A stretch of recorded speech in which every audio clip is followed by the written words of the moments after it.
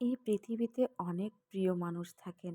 আর সেই প্রিয় মানুষটির মধ্যে আরেকজন হচ্ছে সেটা হচ্ছে বাবা। এই বাবা ডাকটা হচ্ছে অনেক মধুর একটা নাম, ভালোবাসার একটা নাম। আর সেই বাবার জন্য যদি কোনো কিছু করা যায় ভালোবেসে, তাহলে তো কোনো কথাই নেই। আর যেহেতু পছন্দ করেন ঝাল, ঝাল রান্না, তো ওনার জন্যই রান্না করতেছি একবারে ঝাল দিয়ে। আর এখানে কাঁচামরিচ আর পেঁয়াজ ভালো করে ভেজে নিয়েছি, সাথে দিয়েছি কিছু আস্ত মশলাও, আর দিয়ে দিলাম আদা রসুন বাটা।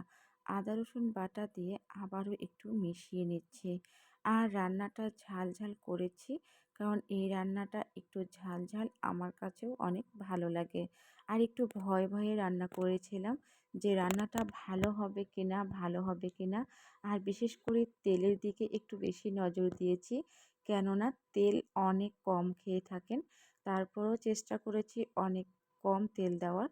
কিন্তু জানি না বেশি হয়েছে কিনা, এখন পর্যন্ত কিন্তু জানি না যে রান্নাটা কেমন হয়েছে ওনার কাছে বা কেমন লেগেছে। এই তো নর্মালি যে মশলাগুলো দেওয়া হয় সব ধরনের মশলা দিয়েই কষিয়ে নিচ্ছি। ঝালের পরিমাণটা আমি একটু খেয়ে দেখলাম, আমার কাছে কম লেগেছে, কারণ আমিও অনেক বেশি ঝাল পছন্দ করি। কাঁচা মরিচ অনেকগুলো দিয়েছি, পাশাপাশি দিয়েছি শুকনো মরিচ অনেকগুলো দিয়ে এই তো কষিয়ে নিচ্ছি। আপনারা চাইলে ঝালের পরিমাণটা বাড়িয়ে কমিয়েও নিতে পারেন। আর মশলাটা কিন্তু অনেক সময় নিয়ে কষিয়ে নিতে হবে। আমি প্রায় 10 মিনিট কষিয়ে নিয়েছি।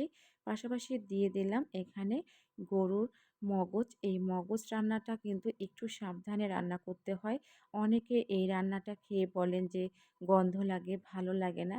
কিন্তু এর যে পারফেক্টলি একটা প্রসেস প্রণালী আছে, এইটা যদি আপনারা দেখে রান্না করেন, তাহলে আর আপনাদের কাছে গন্ধ লাগবে না, অনেক মজা লাগবে। আর এই তো মশলাটা অনেক সময় কষিয়ে নেওয়ার পর মগজটা দিয়ে আরেকটু কষিয়ে নিয়ে দিয়ে দিলাম এখানে 1 কাপ পরিমাণ গরুর দুধ। আপনারা চাইলে পাউডার দুধটা গলিয়েও দিতে পারেন।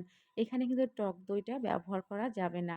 আর তারপরে কষিয়ে নিয়ে হালকা একটু পানি দিয়ে দিয়েছি সেদ্ধ হওয়ার জন্য।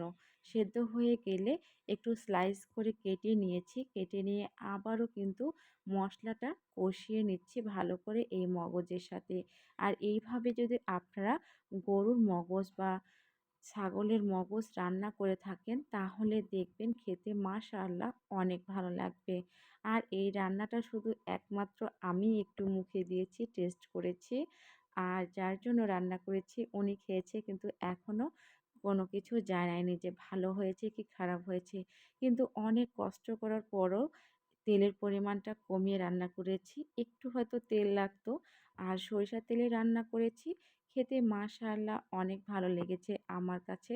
আপনারা অবশ্যই দেখে জানাবেন রান্নাটি কেমন হয়েছে। ভালো লাগলে লাইক, কমেন্ট, শেয়ার করে পাশে থাকবেন। সবাইকে অসংখ্য ধন্যবাদ ভিডিওটি দেখার জন্য।